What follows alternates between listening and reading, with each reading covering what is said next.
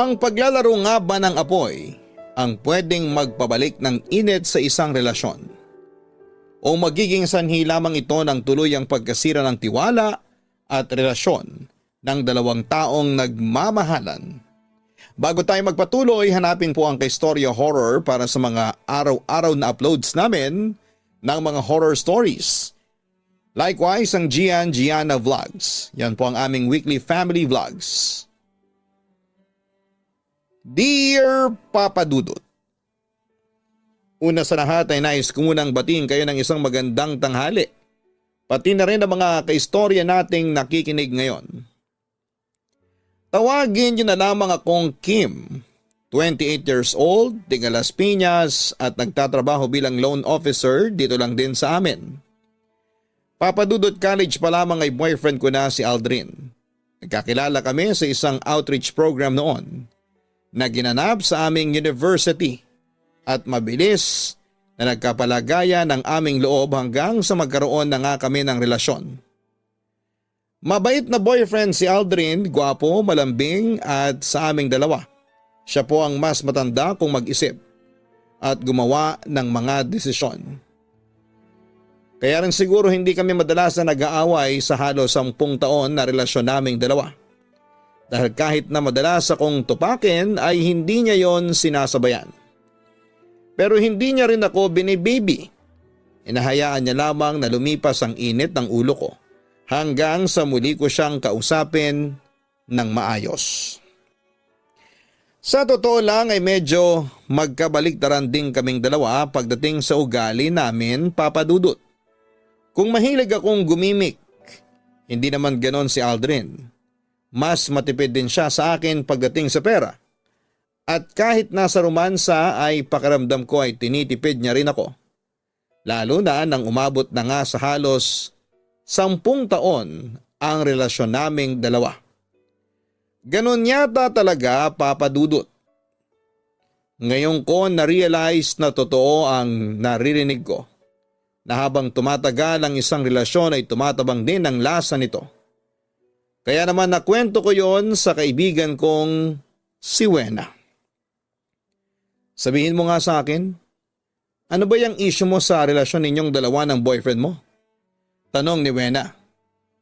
Para kasing paulit-ulit na lang yung ginagawa namin. Yung pagsundo niya sa akin, paghatid niya sa akin, pagde-dinner date namin. Kulang na nga lang pati yung pagsasex namin bigyan niya ng schedule. Wika ko. Seryoso ka ba dyan? Huwag mong sabihin na madalas kang hindi pagbigyan ni Aldrin. Natatawang tanong niya. Hindi naman sa ganon kaya lang paulit-ulit na nga lang ang ginagawa namin.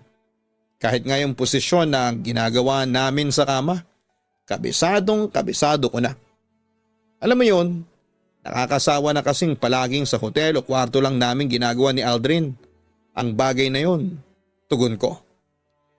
Saan mo pala gustong gawin yun? Sa mall? Sa park? Sa lugar na maraming tao? Napapailing na tanong niya. Baliw syempre, hindi sa mga ganong klase ng lugar. Pero pwede naman kasi sa kotse niya, sa loob ng sinihan o kaya sa lugar na, alam mo yun, yung may thrill?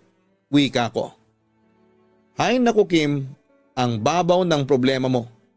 Kung ako sa'yo, sabihin mo na lang sa boyfriend mo yung issue mo, kaysa mag-isip ka pa ng kung ano-ano dyan. Dahil baka mamaya ay lumaki lang yung issue na yan, nang hindi niya man lang nalalaman na may problema ka na pala sa kanya. Sandali nga at kukuha nga ako ng leche plan at parang gusto ko ng matamis na pagkain. Tugon naman niya. Papadudot alam ko na medyo mababaw pero hindi ko talaga maiwasan na gawing issue. Pati na ang ginagawa namin ni Aldrin pagdating sa romansa. Aaminin ko na sobrang boring niya talaga sa kama. Hindi na nga po ako nakakahirit ng isa pa pagkatapos namin gawin ang bagay na yon. Sasabihin niya pa na ayos na raw ang isang beses, sa 2 linggo o minsan ay umaabot pa ng 1 buwan. Mabuti sana kung nasusulit namin ang 1 beses na yon, pero hindi talaga. Dahil mabilis pong mapagod si Aldrin pagdating sa romansa. In short ay wala po siyang ka-effort. Papadudot minsan naman ay kinakausap ko na si Aldrin tungkol sa bagay na yon. Pero kagaya ng inaasahan ko, Sinabi niya lang na masyadong mababaw ang usapang sex pagdating sa relasyon. Minsan din ay sinubukan kong romansahin siya habang nanonood kami ng sine. Pero sinaway niya lamang ang ginagawa ko at sinabing baka may ibang makakita sa amin at may skandalo pa kami. Papadudot, hindi naman talaga ako yung tipo ng babae na mahilig sa pakikipagtalik. Siguro ay alam ko lang na may kulang sa relasyon namin ni Aldrin. At yon ay ang thrill na pwedeng magpa-excite sa aming dalawa sa bawat oras na magkasama kami. Anong oras pa kaya ako ihahatid ni Aldrin pa uwi? Nakakainip na talaga. Bulong ko habang naghihintay sa pagbalik ni Aldrin sa lamesa kung nasaan ako. Umuwi na kasi si Wena kaya wala na akong makausap sa family gathering ni na Aldrin. Tapos ay busy pa siya sa pag-aasikaso sa ibang bisita. Family gathering to pero bakit parang pang Semana Santa mukha mo? Nakangising tanong ni Russell, ang kapatid ni Aldrin. Baka sa boses at mukha niya na medyo lasing na siya. Ikaw pala yan, Russell. Ang totoo, kanina pa kasi akong naiinip dito sa inyo. Gustong gusto ko nang umuwi pero ang tagal naman akong ihatid ng kuya mo. Teka, saan ka ba galing? Ang sabi ni Aldrin, kanina ka pa raw niyang hinahanap. Wika ko. Sa kapitbahay lang, nakipag-inuman muna ako doon kasi ayaw kong bigyan ng alak ni na mami. Tugon niya. Paano ka naman nila pagbibigyan pa na uminom?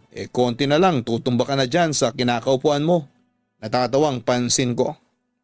Hala siya, hindi pa ako lasing no? Kahit kumuha ka pa ng isang case ng alak. Mauna ka pang malasing sa akin. Paghahamon niya. As if namang mapataob mo ko sa inuman, Russell. Baka nga nakakaapat na bote ka pa lang, nakasampu na ako.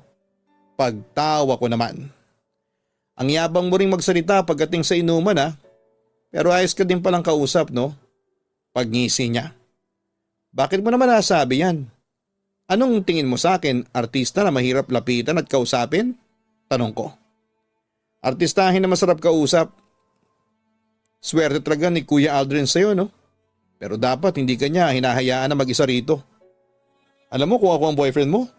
Wala tayo dito ngayon. Nandun tayo sa madilim na lugar. At nagpapakasarap. Nakangisi pang sagot niya. Mahal, sorry kung natagalan ako Wika naman ni Aldrin, nakakalapit lang ulit sa akin. Napabaling naman ang tingin niya sa kapatid niya. Nandito ka lang pala, Russell. Kanina ka pa naming hinahanap ni Mami. Saan ka na naman ba nagpunta? Tanong ni Aldrin. Relax lang Kuya Aldrin. Ako na nga ito nagmagandang loob na i-entertain ang girlfriend mo. Nasaan ba si Mami at tutulungan ko siya sa ginagawa niya? Tanong niya. Mas makakatulong ka siguro kung tataas ka na lang sa kwarto mo. Kasi baka magkalat ka pa sa kusina. Napapailing na sabi pa ni Aldrin. Init naman kagad ng ulo nitong kuya ko. Papasok na nga lang ako sa loob at makatulog ng maaga. Oy Kim, yung deal natin gawin natin next time. Baling ni Russell sa akin bago pumasok sa loob ng bahay. Anong deal yung sinasabi ni Russell, mahal? Tanong pa ni Aldrin. Hindi ko rin alam Sinasakyan ko na lang kasi mukhang lasing na siya. Mahal, hatid mo na ako sa amin. Medyo gumagabi na rin kasi. Baka mahirapan ka pang makabalik dito sa inyo. Anyaya ko sa kanya. Papadudot, alam ko na medyo nabastos ako sa paraan ng pakikipag-usap ng nakababatang kapatid ni Aldrin sa akin na si Russell. Pero hindi ko alam kung bakit parang naakit pa ako at na-excite sa mga salitang binitawan niya. Matagal na kaming magkakilala ni Russell pero hindi kami gaanong nag-uusap. Dalawa lang silang magkapatid ni Aldrin at sobrang magkaibang ugali nilang dalawa. Kung si Aldrin ay nakapagtapos ng college kagaya ko at may maayos na trabaho, si Russell naman ay nakailang palit ng kurso hanggang sa tuluyan na nga siyang huminto sa pag-aaral. Wala rin siyang trabaho at madalas na nasa bahay lang o kaya ay nasa barkada. 2 taon lang din ang tanda sa kanya ni Aldrin kaya hindi masyadong nagkakalayo ang itsura nila sa isa't isa. Mas maayos lang manamit ang boyfriend ko dahil mahilig siya sa mga polo shirt at puting damit. Hindi kagaya ni Russell na panay fitted na sando o t-shirt na may punit ang suot niya. Pero papadudot, nang gabi na yon ay parang ang lakas-lakas ng dating sa akin ni Russell. Lalo na nang maamoy ko ang magkahalong pabango at amoy alak mula sa katawan niya. Para rin akong nalalasing sa amoy ng sigarilyo nang gagaling sa bibig niya. Medyo nailang ako pero mas nang ibabaw ang kilig. Papa Dudut, alam kong mali pero aaminin ko na na-excite pa ako sa sinabi niyang deal na kailangan kong tuparin sa kanya. Ang one-on-one na pag-iinuman naming dalawa, Papa Dudut. Papa Dudut, minsan ay muli kong sinubukan na kausapin si Aldrin tungkol sa isyo ko sa relasyon naming dalawa. Na baka naman pwede kaming gumawa ng mga bagay para maging exciting ang relasyon namin kagaya na nga lamang ng pag-make out ng pasimple sa mga public place, pagbabar kasama ang mga kaibigan namin at kung ano-ano pa para lamang mabago ang routine naming dalawa. Pero kagaya pa rin ang inaasahan ko ay sinabihan niya lamang ako na hindi na raw kami mga bata para mag-isip o gumawa pa ng mga ganong klase ng bagay. Papa Dudut, hindi kasi talaga mahilig gumimik si Aldrin pero dati-rati ay napipilit ko pa siyang sumama sa akin sa mga bar. Ngayon talaga ay hindi na siya sumasama pa dahil hindi na raw talaga niya nai-enjoy ang mga ganong klaseng lugar o mga gawain. Papa Dudut, ang paggawa ng mga exciting na bagay ay hindi naman pumipili ng edad. Naniniwala ako na hindi pwedeng hayaan na lang natin na tumabang ang panlasa ng dalawang taong magkarelasyon. Kapag nawawala na ng sparks o tamis ang isang relasyon, ay kailangan na silang gumawa ng paraan upang mapanatili yon o maibalik ang dating sigla ng dalawang nagmamahalan. Pero para kasi kay Aldrin, hanggat magkasama kaming dalawa ay ayos na raw yon sa kanya. Hanggat nararamdaman namin na mahal namin ang isa't isa ay dapat na wala daw kaming maging problema ang dalawa. Kaya lang, Papa Dudut, minsan kasi ay hindi sapat na puro pagmamahalang, dapat ay ibalik pa rin ang dating tamis at excitement na minsan naming naramdaman noong bago pa lamang kami na magkarelasyon ni Aldrin. Papa Dudut, nang umalis si Aldrin para umattend ng out-of-town seminar nila sa trabaho ay para akong nakawala bigla sa hawla. Ilang araw din kasi siyang mawawala sa tabi ko kaya ang ibig sabihin ay ilang araw din akong magiging malaya. Malayang gawin ang lahat ng gusto ko na ayaw naman ni Aldrin. Kasama na doon ang paggimik sa bar pero panay din naman ang tawag sa akin noon ni Aldrin para ipaalala na huwag akong magpakalasing. Ang hindi ko alam ay doon ko rin pala ulit makikita si Russell sa bar. Uuwi ka na kaagad? Ang aga-aga pa, tanong ni Russell. Yan din ang gusto kong sabihin sa Kuya Aldrin mo kanina nang kausap ko siya sa cellphone. Kaya lang ayaw ko na makipagtalo kaya uuwi na lang ako ng maaga. Wika ko naman. Wala naman siya dito saka hindi na rin naman niya malalaman kahit abutin ka pa ng sikat ng araw dito sa bar. Tara, inom tayo dun sa may table, sagot ko lahat. Anyaya niya. Hindi na, next time na lang siguro, tanggi ko. Akala ko ba patataubin mo ako pagdating sa inuman? Hanggang salita ka lang pala eh. Tara doon, akong bahala sa'yo at sa lahat ng iinumin mo. Saka huwag kang mag-alala, hindi kita isusumbong kay kuya. Alam ko naman na minsan ka lang makawala sa kanya. Anyaya pa niya. Anong ibig mo sabihin? Tanong ko. Alam mo Kim, kilala ko na yung mga tipo ng babae na kagaya mo. Mapaganap ng thrill sa lahat ng oras. At aminin mo man o hindi, alam ko na kahit na anong thrill sa katawan si kuya ay wala siya. Kaya sumama ka na sa akin kasi sisiguraduhin ko na makakakita ka ng thrill na hinahanap mo. Wika pa niya. Nandito ka lang pala Kim. Kanina pa kitang hinahanap. Nasa labas ng bar yung boyfriend ko. Tara, uwi na tayo. Anyaya ni Wena nang makalapit sa akin. Mauna ka nang umuwi Wena, ang sabi ko. Bumalag naman ang tingin niya kay Russell. Teka, ikaw yung kapatid ni Aldrin di ba? Tanong pa ni Wena. Oo, ako nga. Ang totoo ay tinawagan ako ng kuya ko para sunduin tong si Kim. Tugon pa ni Russell. Talaga? Totoo bang sinasabi nitong Kim? Baling ni Wena sa akin. Oo, kakatawag lang ni Aldrin sa akin at sinabi niya na pinapunta nga niya si Russell dito sa bar para sunduin ako. Kaya mauna na kayong umuwi ng boyfriend mo. Wena, bye. Pagtataboy ko sa kanya. Papa Dudut, hindi ko alam kung bakit bigla kong sinakyan ang pagsisinungaling ni Russell sa kaibigan ko na si Wena. Pero mas hindi ko maintindihan ay ang kakaibang excitement na nararamdaman ko habang kausap ko si Russell. Papa Dudut, sumama na nga ako kay Russell sa lamesa kung saan ay umorder siya ng ilang bote ng alak, at bago pa namin simulang inumin ang mga alak na yon, ay tinext ko na ang boyfriend kong si Aldrin para sabihin na nakauwi na ako sa bahay. Sinabi ko rin sa kanya na matutulog na ako at bukas na lamang siya tumawag dahil baka hindi ko na siya masagot pa. Papa Dudut, masarap namang kakwentuhan at kainuman si Russell. Marami kaming iba't ibang topic na napag-usapan, kagaya na lamang ng pagiging seryosong kuya sa kanya ni Aldrin, na minsan daw ay feeling tatay na sa bahay nila. Ang pagiging pasaway niya kahit ang totoo ay ginagawa niya lang naman daw ang gusto niya sa buhay, at kung ano-ano pa na tungkol sa kanilang magkapatid. Bukod sa topic na yon ay napunta na rin kami sa sex life namin, ang pag-uusap naming dalawa, at dahil medyo tinatamaan na nga ako ng espiritu ng alak, ay nagagawa ko ng sakyan ang topic na yon kahit alam ko na medyo nagiging sensitibo na talaga. Papa Dudut, sa kauna-unahang pagkakataon ay nakagawa ako ng kasalanan sa boyfriend ko ng gabing yon, at sa mismong nag-iisang kapatid niya pang si Russell. Hindi ko na rin talaga napigilan ang sarili ko dahil sa kalasingan at sa espiritu ng mga alak na ininom namin ni Russell.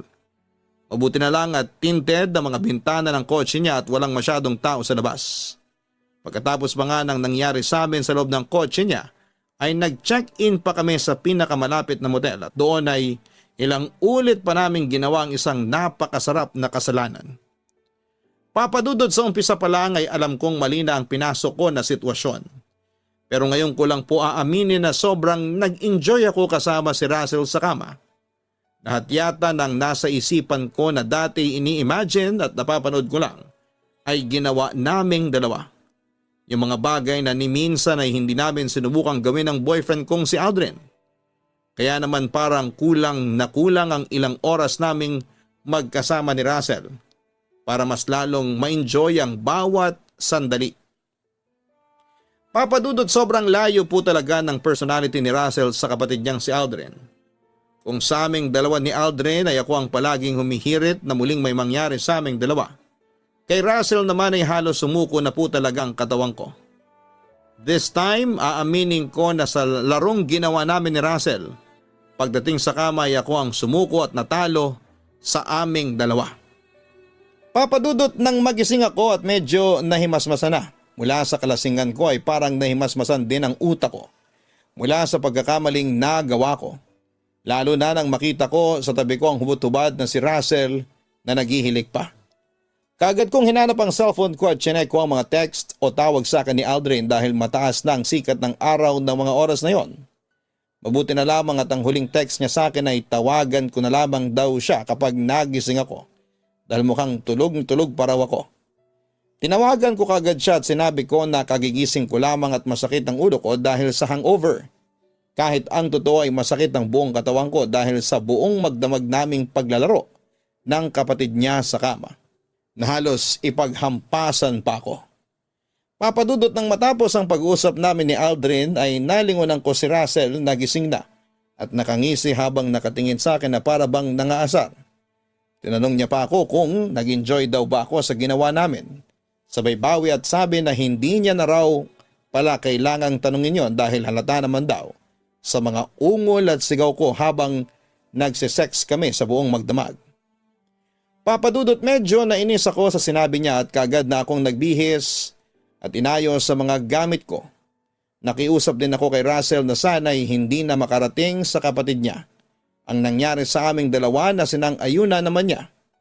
Hindi na rin ako nagpahatid pa sa kanya pauwi dahil mukhang wala pa siyang balak na bumangon at magbihis. Sinubukan niya pa nga na humirit pa sa akin na muling may mangyari sa amin na tinanggihan ko na kaagad. Mabilis na akong umalis sa motel na yon habang nakakaramdam ng labis na pagsisisi sa kasalanang ginawa ko kasama ang kapatid ng boyfriend ko.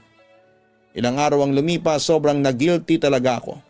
Kaya sinabi ko kay Wena ang nangyaring yon. Gulat na gulat siya at hindi makapaniwala sa mga narinig niya mula sa akin. Teka, nagkita na ba kayo ulit ni Aldrin pagkatapos ng nangyari sa inyo ni Russell? Tanong ni Wena. Oo, nung isang araw lang nang makabalik na siya dito mula sa out of town seminar niya. Tugon ko. Butit may lakas ka pa talaga ng loob na humarap sa kanya at makipag-usap. Napapailing na sabi pa ni Wena. Wena, wag mo naman akong awayin. Ikaw na nga lang ang sinabihan ko nitong nagawa kong kasalanan. Para kahit paano'y gumaan ang pakiramdam ko tapos puro ganyan pa ang sasabihin mo sa akin. Wika ko. Kasi nga ayaw kong konsintihin ang paglalaro mo ng apoy. Hindi mo man lang inisip muna kung anong pwedeng patunguhan ang mga kalokohang ginawa mo.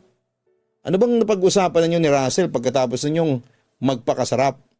Pumayag ba siya, nakalimutan nyo na lang ang namagitan sa inyong dalawa? Pag-uusisapan niya.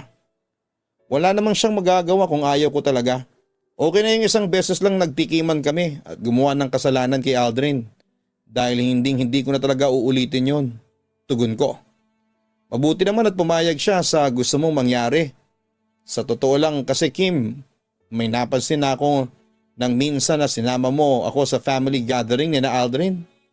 Nakita ko kasi kung paano ka tingnan ni Russell mula sa kinakaupuan niya. Hindi ko na lang sinabi sa iyo ng oras na yon kasi baka nag-overthinking lang ako. Pero ang tingin ko talaga sa mga titig na ginagawa niya sa iyo noon, parang matagal ka na niyang gustong makuha at agawin mula kay Aldrin. Wika pa niya. Papadudot sa totoo lang, ay medyo kinabahan ako sa huling parte ng sinabi ni Wena sa akin tungkol kay Russell. Aaminin ko na dati ko pa rin napapansin ang mga kakaibang tingin sa akin ni Russell tuwing dinadala ako ni Aldrin sa bahay nila. Yung mga kakaibang ngiti niya sa tuwing nagkakasalubong ang mga mata naming dalawa. Hindi ko na lang binigyan pa ng pansin o mali siya dahil kagaya ng sinabi ni Wena ay naisip ko rin noon na baka nagiging masyado lamang akong mapag-isip o malisyosa sa mga bawat kilos ni Russell. Hanggang sa magkasama na nga kami at nakagawa ng isang malaking kasalanan. Papadudot natatandaan ko rin na sa bawat oras na sabay kaming nakakaraos ni Russell noong araw na naglalaro kami ng apoy. Paulit-ulit niyang binubulong na sana ay sa kanya na lamang daw ako. Nagagawin niya raw ang lahat para hindi na ako bumalik pa sa kuya niyang si Aldrin. Papadudot nang muli na nga kaming magkasama ni Aldrin ay ginawa kong lahat para makabawi sa kanya. Ako ang palaging nagsiset ng dinner date naming dalawa sa paborito niyang restaurant.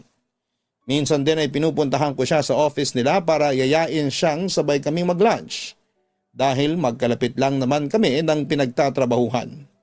At ako na rin ang madalas na tumatawag at nagtitext sa kanya. Dumating pa nga sa point na napansin na ni Aldrin ang pagiging clingy ko sa kanya. At tinanong niya kung bakit parang ang sweet ko daw lately. Ang sinabi ko lang ay gusto ko lang makabawi dahil masyado kaming naging busy sa kanya-kanya naming trabaho nitong mga nakarang araw. Mabuti na lang at mukhang napaniwala ko naman siya sa mga naging dahilan at sagot ko sa kanya papadudot. Kaya lang ay hindi pa rin ako tinigilan ni Russell. Ano ba talagang kailangan mo at tumawag ka pa sa akin? Inis na tanong ko nang masagot ko ang tawag niya.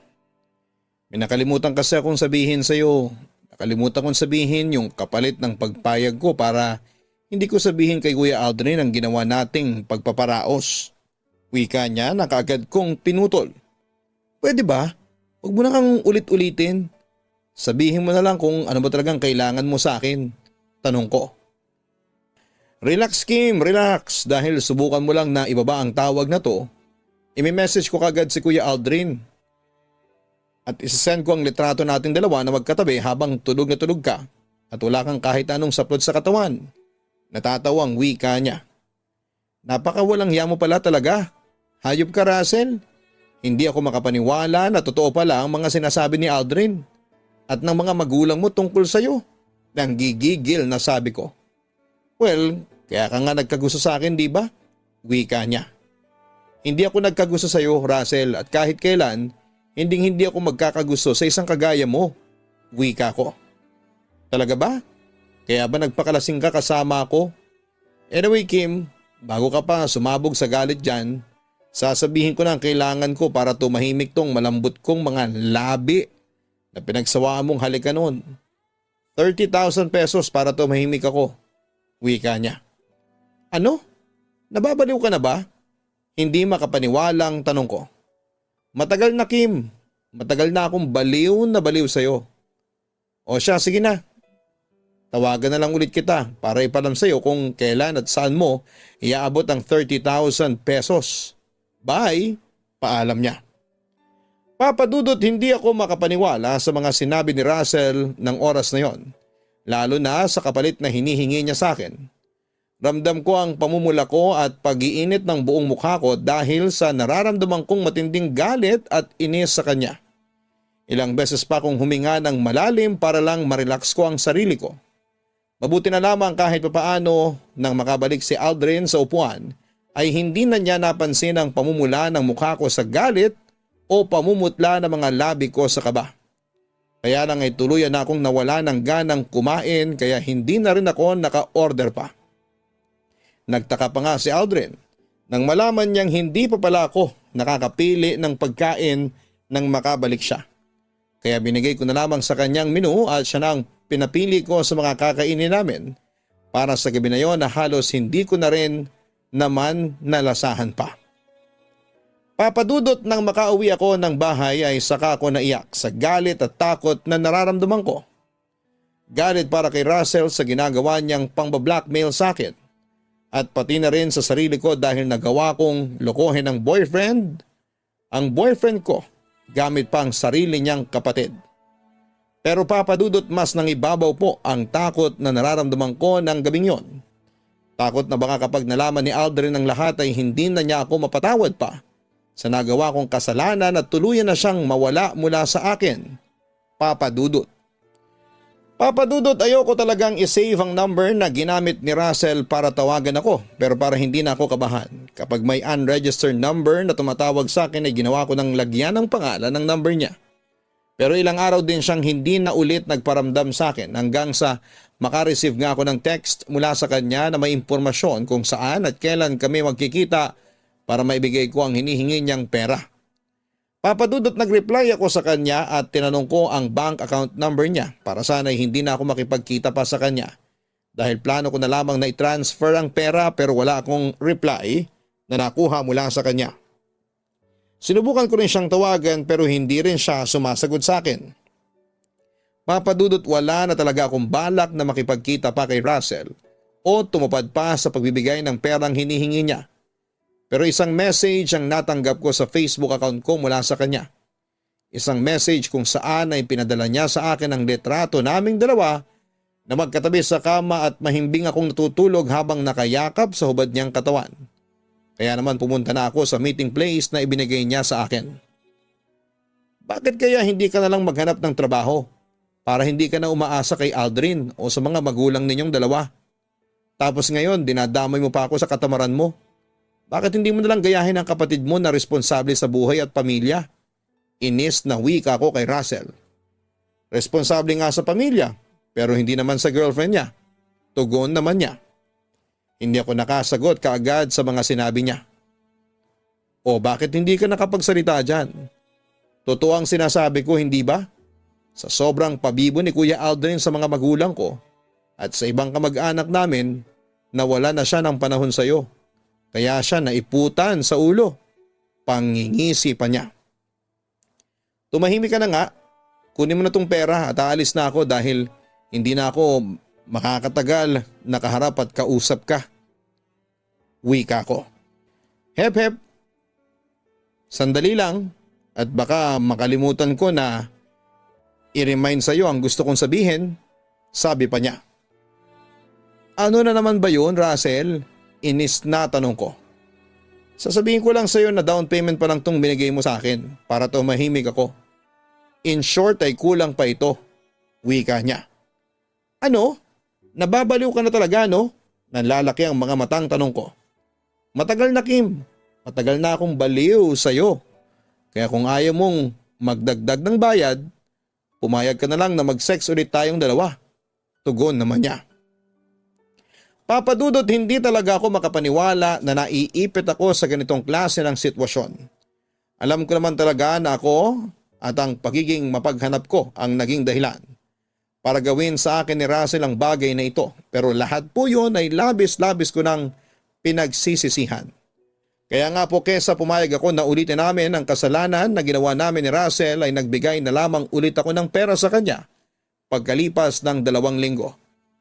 Papadudot sa takot ko nga na malaman ni Aldrin ang tungkol sa ginawa namin ni Russell, ay ilang beses pa akong nag-abot ng pera sa kapatid niya dahil hindi pa rin siya humihinto sa pang-blackmail sa akin. At sa totoo lang habang tumatagal ay mas lalo kong nararamdaman na mahal ko talaga si Aldrin. Dumating ako sa point na unti-unti kong naaalala ang mga dahilan kung bakit ko nga ba siya minahal at kung bakit ako tumagal sa halos 10 taon na relasyon naming dalawa. Yun ay dahil tanggap ko naman talaga ang lahat ng imperfection sa boyfriend ko. At alam ko na ganoon din siya sa akin. Kaya gagawin ko ang lahat para hindi malaman ni Aldrin ang tungkol sa ginawa namin ni Russell. Hindi ko hahayaan na mawala siya sa akin. Pero dumating na ang araw na kinakatakot ko, Papa Dudut. Tinanong ako ni Aldrin kung bakit nagkikita kami ni Russell. Nung una ay tinanggi ko pa yon pero siya raw mismo ang nakakita na magkasama kami ng kapatid niya. At doon na nga ako nag-decide na aminin sa kanya ang katotohanan. Anong sabi mo, Kim? Nagsisinungaling ka lang, di ba? Hindi makapaniwalang tanong ni Aldrin. Naging mahina ako, mapaghanap, at nang gabing malasing ako, si Russell ang kasama ko.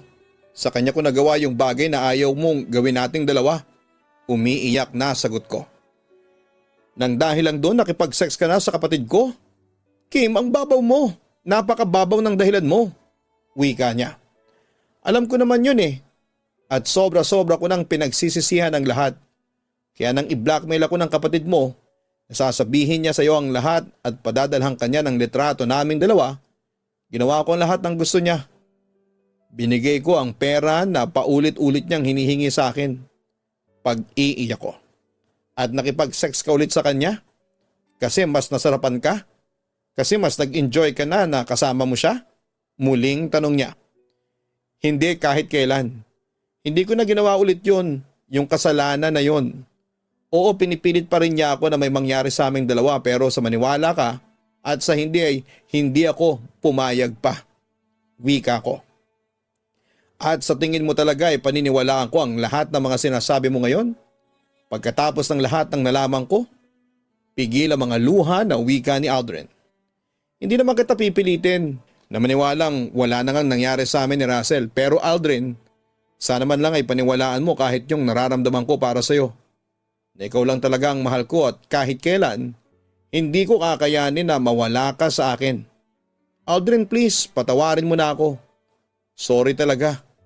Sorry, pagsusumamo ko. Sana naisip mo muna yung letseng pagmamahal na nararamdaman mo sa akin bago ka nakipaglandian sa kapatid ko. Kim, kung may problema ka na pala sa akin o sa relasyon na to, sana man lang ay kinausap mo ako ng mas masinsinan. Mas paliwanagan mo ako. Hindi yung gagaguhin mo ako ng ganito. Panunumbat pa niya. Aldrin, nagmamakaawa na ako sa'yo. Ayusin natin to. Bigyan mo pa ako ng isang pagkakataon. Pangako hindi ko na uulitin ang kasalanan ko. Mas magiging open na ako sa iyo. Please lang patawarin mo na ako. Pakiusap ko. I'm sorry din Kim, pero hindi ko talaga kaya. Maisip ko pa lang ang ginawa ninyong kababuyan ng kapatid ko ay nasusuka na ako sa iyo. Ano pa yung makita ko kayong dalawa na magkasama sa isang lugar? Kim, tapusin na lang natin ang lahat ngayon. Kalimutan na lang natin ang isa't isa. Malamig na tugon niya. Papadudot kahit na anong iyak at pagmamakaawa ko ay tuluyan na akong iniwanan ni Aldrin sa harap ng bahay ko. Hindi niya na rin sinagot ang mga text o tawag ko at blinak na rin niya ako sa mga social media account niya.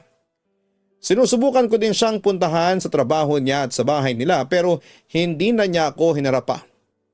Papadudot alam ko naman na sobrang nasaktan ko talaga si Aldrin. Kaya gusto kong gawin ang lahat para magkaayos kaming dalawa kahit ang magpakatanga pa ako sa harapan ng maraming tao.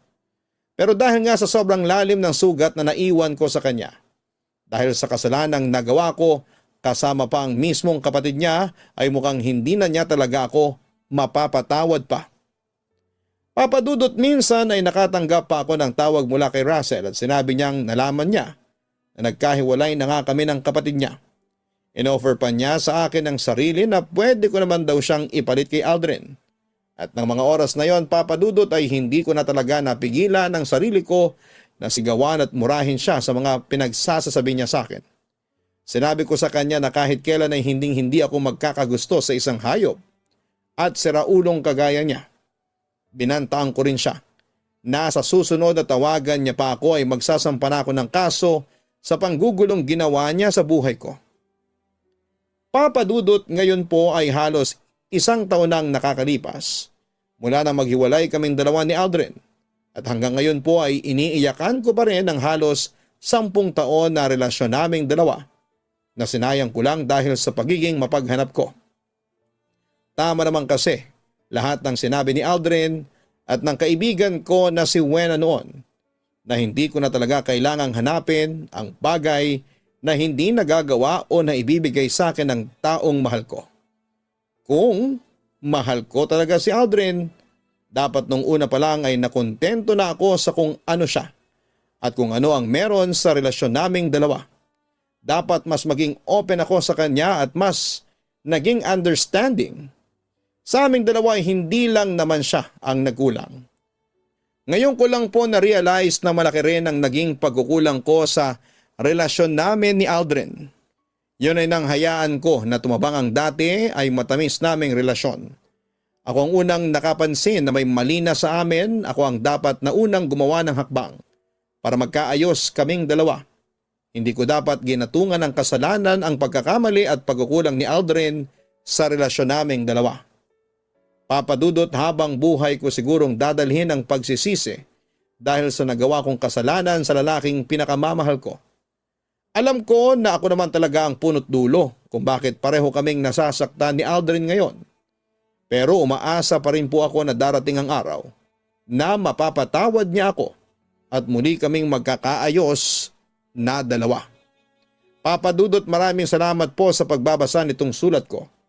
Sigurado ako na maraming kaistorya natin ang nanggigigil sa akin at gusto na akong kalbuhin dahil sa kwentong ibinahagi ko. Pero sa maniwala po kayo at sa hindi, sobra-sobra ko pong pinagsisisihan ang isang gabi na naging kasalanan ko dahil sa pagiging mapaghanap ko ng atensyon at init ng katawan at ang pagkawala ni Aldrin sa buhay ko ang naging karma ko dahil sa karupukan at pagiging mapaghanap. Hanggang dito na lamang po, yours truly, Kim. Maraming salamat, Kim, sa pagsulat mo sa aking YouTube channel. At sa lahat po ng mga subscribers namin, hanapin niyo din po ang Kaistorya Horror para po sa mga daily uploads ng mga horror stories. Likewise, ang aming pong personal na vlogs na ginagawa namin ng aming family, ang Gianna Vlogs. Ang spelling po niya ay Jian space Jiana Vlogs. Alam po ninyo, hindi naman talaga madaling iwasan ang tukso. Lalo na kung may pinagdadaan ng pagsubok ang relasyon ninyo ng taong mahal mo. Kaya may oras na kailangan nating magtiwala sa sarili natin at sa mga mahal natin. Kailangan na maging bukas ang isipan natin pagdating sa problema sa inyong relasyon. Oo, natisod at nagkamali ka. Pero sigurado naman ako na natutunan mo na ang aral at pagkakamaling nagawa mo. At umaasa ako na balang araw ay matatagpuan mo rin ang lalaki na tunay na magpapaibig at magpapasaya sa iyo. Maraming salamat po sa inyong lahat. Isang napakagandang gabi sa inyo, Papa Dudut.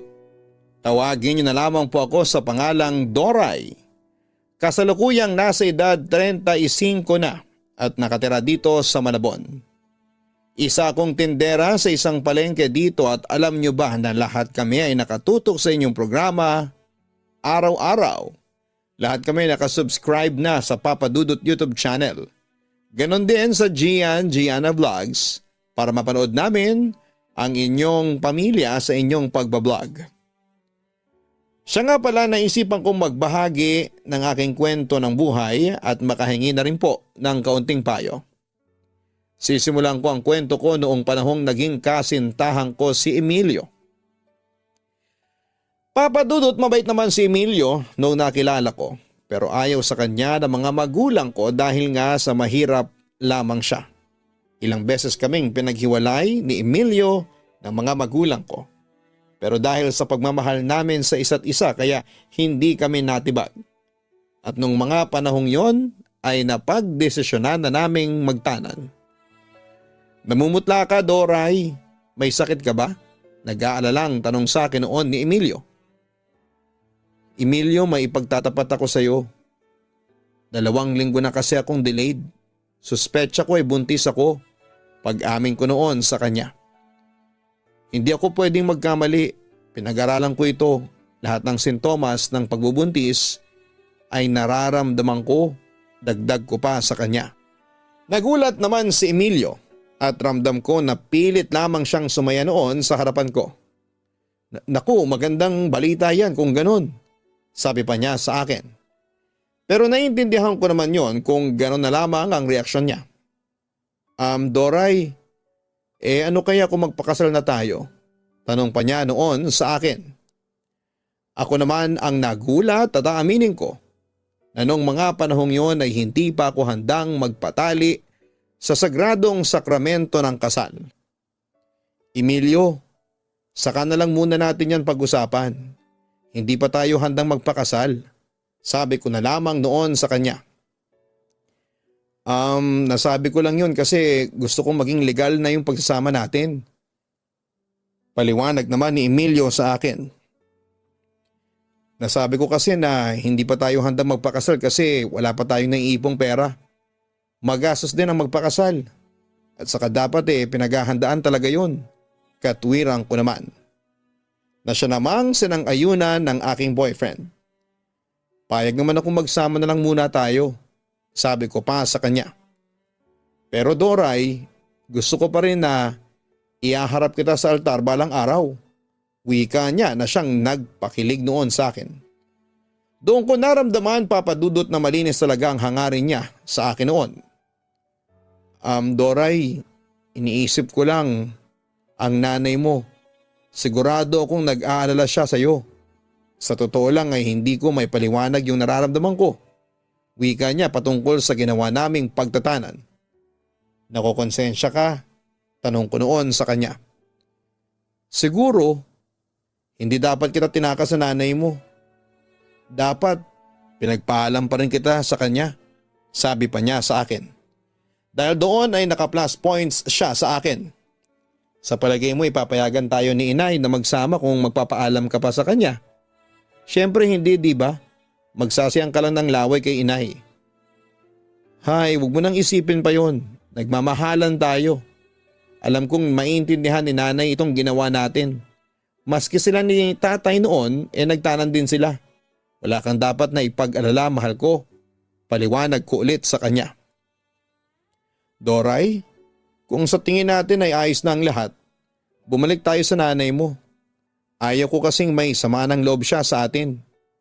At saka para formal kong hihingin ang kamay mo sa kanya. Yon ang insist niya sa akin. Napatango naman ako bilang pagsang-ayon sa sinabi niya. O sige Emilio, kapag ayos na ang lahat, saka tayo babalik kay nanay. Promise ko noon sa kanya. Basta Doray, handa akong patunayan sa kanya na karapat-dapat na lalaki ako para sa anak niya. Dagdag pa niya sa akin. Papadudot, naging maayos naman ang unang 3 buwan ng pagsasama namin ni Emilio. Ramdam na ramdam ko noon ang init ng pagmamahal niya. Pero sa hindi malamang kadahilanan ay unti-unting naglaho ang init na yon. Oo, hindi nagtagal ay nagbago ang pakikitungo sa akin ni Emilio. Ayaw ko mang isipin pero parang nagsasawa na noon sa akin ang kinakasama ko. At yun nga ay nalulong siya noon sa bisyo ng pakikipag-text sa ibang tao. Ayaw ko naman sana makialam sa inyong dalawa ni Emilio pero madalas kasi naming marinig dito sa labas na palagi kayo nagtatalo. Alam niyo ba kayo na ang pinagtatampulan ng chismis dito sa lugar natin? Sabi sa akin noon ni Aling Jem, isang kilalang marites. Pero so far ay ka-vibes ko siya at siya ang madalas magtanggol sa akin laban sa ibang marites na naninira sa akin. Hayaan niyo na lang po sila, Aling Jem. Kung i-chismis nila kami, bahala po sila. Basta wala po kaming inaagrabyadong tao, ang sabi ko naman sa kanya. Doray, kung may mabigat kang problema, handa kitang tulungan ha. Magkaibigan tayo. Huwag kang mahihiyang humingi ng tulong sa akin. Alok pa niya sa akin. Huminga naman ako ng malalim pagkarinig ko noon. Alam niyo, Aling Jem, may problema nga po ako pero wala akong mapagsabihan. Ano ba yun? Sige, sabihin mo na sa akin at huwag kang mag-alala. Hindi ko naman yan ipagkakalat sa iba at saka para na rin kitang anak. Wika pa niya sa akin. Dahil sa subuko na si Aling Jem ay nagpa siya kung ikwento na sa kanya ang aking problema. Alam ko po yun, Aling Jem. Kayo lang po talagang pinagkakatiwalaan ko sa totoo lang. Aling Jem, sa paglipas ng mga araw po kasi nag-iiba ang pagtrato sa akin ni Emilio. Para ba siyang nanlalamig na sa akin at saka parang may tinatago siyang sikreto sa akin. Kinakabahan po ako. Ano-ano ba yung mga napapansin mo kay Emilio? Usisa ng matanda sa akin. Marami po. Una, palagi siyang may kinakausap sa cellphone niya. Tapos kapag may nagte-text sa kanya, binubura niya kaagad. Tapos kapag maliliit na pagkakamali lang halos isumpa niya ako sa sobrang galit. Madalas niyang sabihin sa akin na pinagsisisihan niya na ako pa yung pinili niya. Tapos madalas siyang magbanta sa akin na hihiwalayan daw po niya ako, Aling Jem. Hindi ko alam kung hanggang saan aabutin tong pagtitiis ko. Kwento ko habang may kirot akong nararamdaman sa aking puso. Bakit hindi mo siya kausapin ng masinsinan? Alamin mo sa kanya kung bakit siya ganun sa'yo. Payo ni Aling Jem sa akin. Sinubukan ko na siyang kausapin pero ayaw niya. Palagi lang po niya akong binabara. Kwento ko. Kailangan niyong mag-usap na dalawa. Sa tingin ko yun lang ang tanging paraan. Baka kasi meron siyang mabigat na dinadala sa dibdib niya kaya ganun. Subukan mo ulit siyang kausapin. Senserong payo ulit sa akin ng aking kaibigan. Di bale, kakausapin ko ulit siya pag uwi niya. Yun ang naging desisyon ko noon. Pero papadudot kapag kinakausap ko si Emilio tungkol sa panlalamig niya sa akin ay madalas iyong nauuwi sa away. Kasi ba naman dahil iyon sa pakikipag-text niya sa kung sino-sino. Pero ang higit kong pinagselosan ay ang pakikipag-text niya sa nagngangalang Juday. Dahil nararamdaman kong espesyal ang babaeng yon kay Emilio. At nararamdaman kong ang Juday na yon ang dahilan kaya nanlalamig sa akin ang kinakasama ko. Dahil doon papadudot ay ilang beses kong pinagbawalan si Emilio na makipag-text sa Juday na yon. Pero hindi ko siya mapigil-pigil hanggang sa isang araw ay tuluyan ang nasira ang aming relasyon ni Emilio. Sino yung kausap mo ha, Emilio? Kumpronta ko sa kanya nang mahuli ko siyang may kausap sa kanyang cellphone. Hindi naman nakakibo si Emilio at halatang gulat na gulat sa paglitaw ko. Kanina pa ako narito sa likod mo. Akin na nga yung cellphone mo. Demand ko sa kanya. Pagkatapos ay nakahanap ako ng tiyempo para agawin ang kanyang cellphone. Doray, ano ba? Ibalik mo na yung cellphone sa akin. Galit na utos ni Emilio sa akin. Tumahimik ka.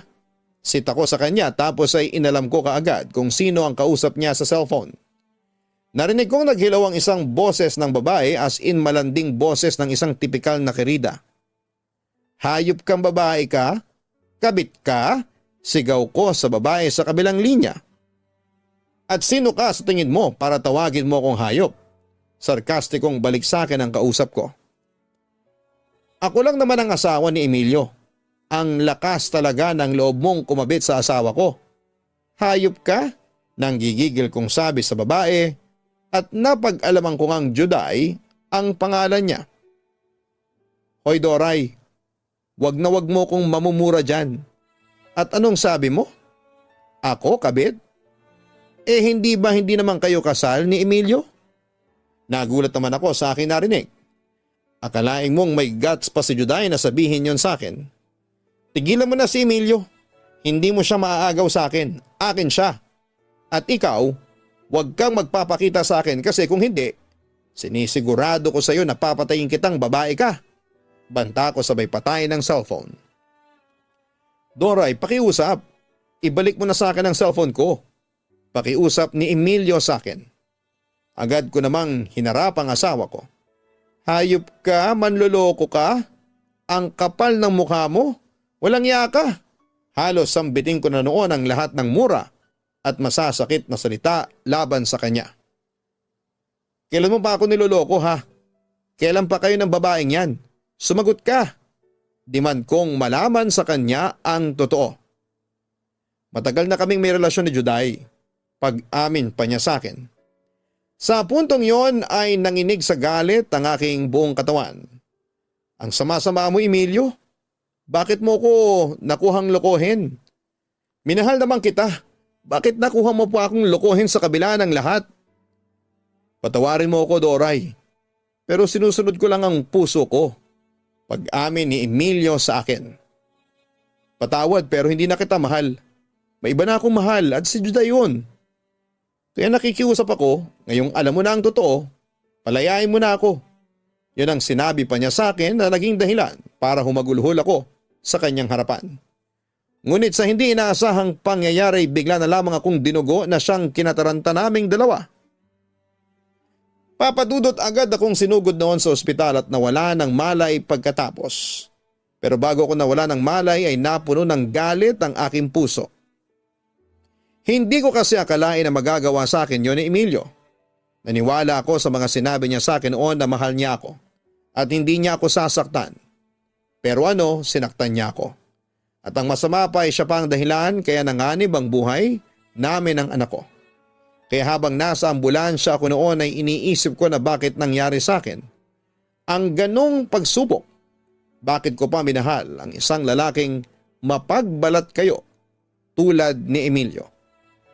Papadudot nag-agaw buhay ako noon at ang anak ko dahil sa ginawang pagtataksil at pananakit sa akin ni Emilio. Katulad nga ng sinabi ko ay napuno ng galit ang puso ko at halos hindi ko nakayanin pa. Pagkatapos kong isugod sa ospital ay nawala na ako ng malay. Ipinaubaya ko na lamang sa Diyos noon ang buhay namin ng anak ko. Hanggang sa muli akong nagkamalay, doon ay sumalubong sa akin ang isang nakakagimbal na katotohanan. Doray, patawad. Sising-sisi si Emilio ng mga sandaling yon. Hindi ko sinasadya. Hindi ko kasi akalain na aabot sa ganito ang lahat. Samantala'y kinokontrol ko pa noon ang aking emosyon dahil masama sa akin ang magalit dahil sa mga nangyari. Nagtataka ko sa iyo kung bakit ka pa nandito. Bakit, nakukonsensya ka ba? Kumpront ako sa kanya. Tama ka, nakukonsensya ako. Simpleng ang sagot ni Emilio. Pero damang-dama ko noon ang kanyang pighati. Huminga naman ako ng malalim at kinontrol ko pa rin ang aking sarili kahit na deep inside ay gusto ko nang umiyak. Baka nakakaistorbo na ako sa iyo. Sige na, umalis ka na. Puntahan mo na si Juday. Hindi ba sabi mo sa akin, siya na ang mahal mo at hindi na ako?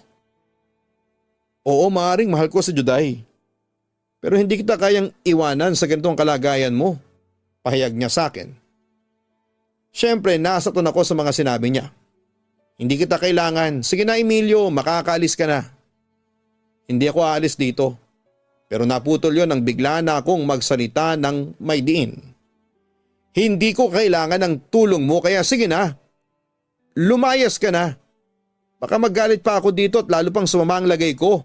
Sabi ko sa kanya. Doray, pag-usapan muna natin tong estado natin bago ko umalis. Yun ang mungkahin niya na siya ko namang tinutulan. Ano pa bang dapat nating pag-usapan? Malinaw na sa akin ang lahat. Hindi mo na ako mahal at si Juday ang mahal mo. Dahil din sa iyo kaya namatay ang anak natin. Ano pa ba ang pag-uusapan natin? Sagot ko. Gusto ko lang magpaalam ng maayos sa iyo. Agad ako nagsalita dahil sa sinabi niya. Para ano pa? Alam mo Emilio, sinasayang mo lang ang oras mo. Hindi kailanman magiging maayos ang isang pamamaalam na tulad nito. Pagkatapos mo akong saktan, pagkatapos mo akong ipagpalit sa ibang babae, magiging maayos pa ba ang tingin mo? Hindi naman nakaimik noon si Emilio at nakatingin lamang siya sa akin. Kung gusto mong hingin ang kalayaan mo mula sa akin, sige pinapalaya na kita. Malaya ka nang mahalin si Juday. Ano, masaya ka na ba? Tila may pagsusumbat o hinanakit ko noong sinabi sa kanya ang katagang yon. Sige Doray, salamat sa pagpapalaya mo sa akin. Yun lamang ang huli niyang sinabi sa akin bago siya umalis at tuluyan akong iniwan sa hospital ward. Sa puntong yon ay hindi ko na rin napigilang umiyak. Papadudot hindi ko matanggap ang pagkamatay ng anak ko pero ang halos dumurog sa puso ko ay ang paghihiwalay namin ni Emilio. Dahil mahal na mahal ko pa rin siya sa kabila ng galit na nararamdaman ko. Mahirap siyang kalimutan lalo na't marami din kaming masasayang alaala na pinagsamahan. At kahit na ilang beses niya akong sinaktan at pinaiyak at kahit na nakunan pa ako ng dahil sa kanya ay hindi ko pa rin makuhang kalimutan si Emilio. O papadudot katangahan nga sigurong may tuturing pero ganun talaga. Samantala sinubukan ko pa rin ipaglaban si Emilio pero sa tuwing ginagawa ko yon ay lalo lamang ako nasasaktan. Kaya pilit ko na lamang siyang kinalimutan. Naghanap ako ng ibang lalaking mapagbabalingan ang pagmamahal ko at napunta yon kay Leoncio, isang lalaking mapagbiro pero mabait na tao. Pumunta ka lang ba dito para mang-asar? Tanong ko kay Leoncio. Isang araw habang kasagsagan ang pagtitinda ko. Hindi naman, sa totoo lang pumunta ako rito para mangumusta. At sakala mo na, manligaw na rin, pa-cute na sagot niya sa akin. Napataas naman ako ng kilay sa sinabi niya. Manliligaw ka ulit? Teka, gaano ka ba kasigurado na sasagutin nga kita? Usisa ko sa kanya. Sasagutin mo ko. Alam ko naman kasi na gustong gusto mo ako Wika niya noon habang umaapaw ang kanyang self-confidence. Ibang klase ka rin ang kakapalan ng pamumukha mo ha. Gusto ko yan. Dinaan ko na lang din siya sa biro. O kita mo na, gusto mo rin ako Pakipot ka lang, pinapahirapan mo pa ako. Hirit pa niya sa akin. Ang tagal ko na kasing nanliligaw sa iyo pero hindi mo pa rin ako sinasagot hanggang ngayon. Doray, ano ba ang gusto mong gawin ko para lang mapasaking ka na? Hirit pa ulit niya sa akin. Natawa lamang ako noon. Alam mo Leoncio, kung naiinip ka na tumigil ka na sa panliligaw sa akin.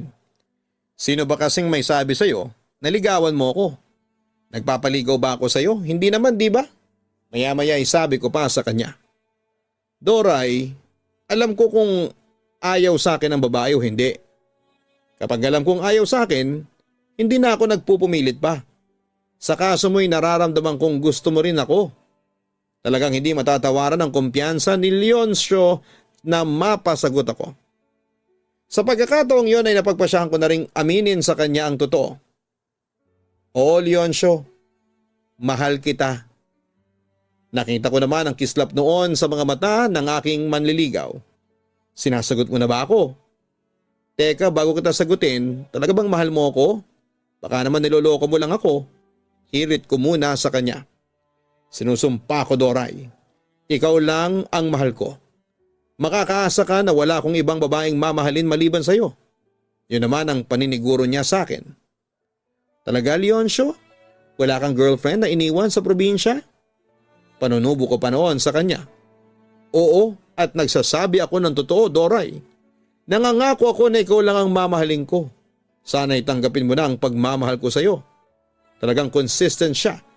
At hindi titigil hanggat hindi niya ako napapasagot. Samantala dahil sa espesyal kong nararamdaman para kay Leoncio ay isang desisyon na ang aking ginawa. Sige na, tinatanggap ko na. Sinasagot na kita. Sabi ko na nga ba Salamat Doray, I love you sweetheart. Pahayag pa niya sa akin sabay halik noon sa aking pisngi.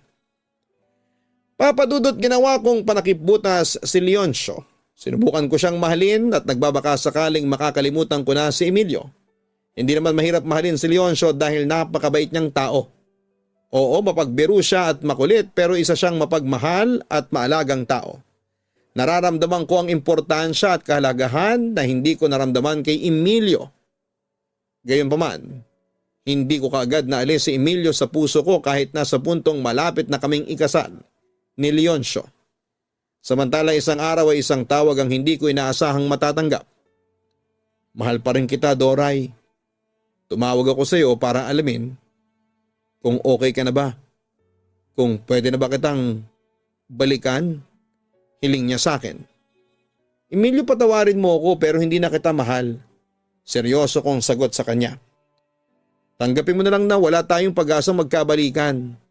Alam mo, hindi ko gustong saktan ka pero wala akong magagawa. Meron na akong ibang mahal. Pagtatapat ko pa noon sa kanya. At sino naman yan ha? Sino? Gusto niyang malaman noon kung sino. Si Leoncio. Emilio, si Leoncio ang mahal ko. Sa katunayan nga ay nagbabalak na kaming magpakasal. Emilio, patawad. Weak ako sa kanya. Pero Doray, hindi na naituloy ni Emilio ang kanyang sasabihin nang bigla na lamang siyang umiyak sa kabilang linya. Nabuntis na niya ako kaya magpapakasal na kami. Dugtong ko pa. Wala akong pakialam kung nabuntis ka man niya. Handa kong akuin ang anak mo. Bumalik ka lang sa akin, Doray. Insist pa niya sa akin. Samantala'y napabuntong hininga naman ako. Pasensya ka na, Emilio ha, pero wala na talaga. Sana'y matanggap mo na ang katotohanan. Tapos na tayo at kung nasasaktan ka man ngayon, kasalanan mo rin yun kasi kung hindi mo ko niloko at pinagmalupitan ay hindi ako mawawala sa iyo. Ang sakit. Ang sakit. Hindi ko kaya, Doray. Para akong mamamatay. Hagulhol niya noon sa akin. Huwag kang magsalita ng ganyan. Wika ko naman kay Emilio. Gusto ko sana siyang aluin pero alam kong wala na akong magagawa pa sa kanya. Sige na, Doray. Ibababa ko na tong phone. Sana'y maging masaya ka na sa piling niya. Paalam. Pahayag niya sa akin at pagkatapos noon ay naputol na ang linya. Aminin kong nalungkot ako para sa aking ex. Pero kahit anong gawin ko ay Leoncio na talaga ang pangalang tumatak sa puso ko. Samantala hindi ko na malaya noon na nasa likod ko na pala ang future husband ko at ako'y nilambing niya. Ipinagtapat ko sa kanya na tumawag nga si Emilio pero ayos lang yun kay Leoncio dahil ginagaranti ako naman sa aking fiancé na siya na ang mamahalin ko habang buhay. Kumusta ka naman? Yung baby natin? Sweet niyang tanong sa akin. Ayos lang kami ng anak mo. Aba, mukhang malusog nga ang anak natin. Nararamdaman kong parang sumisipa siya sa loob. Sagot ko naman sa aking love of my life. Talaga? Naku, palapit ka ng mga anak. Sabik na akong maging tatay, Doray. Sabi pa niya sa akin. At yun nga, papadudot na ikasal kami ni Leoncio. Ang buong akala ko ay siya na talaga ang mahal ko. Pero isang araw, isang realization ang biglang nagpagimbal sa aking buong pagkatao. Hindi ko pa pala lubusang mahal si Leoncio. Hanggang ngayon kasi si Emilio pa rin ang laman at tinitibok ng puso ko. Hindi ko alam kung bakit ganito ang nararamdaman ko at sa totoo lang ay nahihirapan ako. Oo, mabait ang asawa kong si Leoncio at mahal na mahal niya ako. Pero sa tuwing nakikita ko si Emilio ay hindi ko maiwasan ng manghinayang. May pagkakataon pa nga na parang gusto ko nang hiwalayan si Leoncio para lang kay Emilio. Papadudot, ano ba ang gagawin ko? Anong maipapayo ninyo sa akin sa sitwasyon na kinakasadlakan ko? Hanggang dito na lamang ang sulat ko at sana'y mabasa nyo ito at makakuha ng response sa inyo.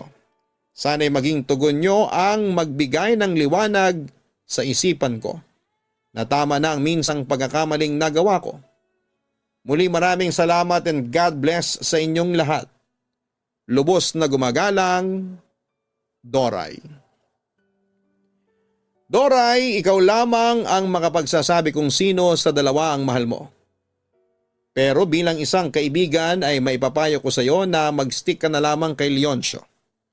Asawa mo siya. Kasal kayo at sinabi mo na rin na ramdam mo talagang mahal ka niya. Si Emilio kasi mukhang tagilid ka pa rin sa kanya. Base nga sa iyong sulat ay hindi siya emotionally stable At may history na siya kung saan ay nagbigay siya ng sakit sa iyong kalooban. Kalimutan mo ng ex mo at mag-focus ka na lamang sa iyong pamilya, lalo na sa iyong asawa at anak. Tandaan mo, ang nararamdaman mo para kay Emilio ay para bang tukso lamang o di kaya ay panandali ang pag-ibig lamang. Mag-isip-isip kang mabuti. Huwag kang magpadalos-dalos ng desisyon. Hingin mo ang gabay ng ating Panginoon nang sa ganoon ay maliwanagan ang iyong isipan. Hanapin po ang Gianna Vlogs. Para po sa aming family weekly vlogs, sana po ay makapag-subscribe kayo dyan. Ang link po niyan ay nasa channel na ito. Ganon din ang Kaistorya Horror para sa mga nakakatakot na kwento na araw-araw po naming pinopost. Maraming salamat po sa inyong lahat na walang sawang sumusuporta sa inyong papadudot sa mga pinagsisikapan po naming ina-upload dito sa channel na ito at sa iba ko pang mga channel. God bless sa inyong lahat.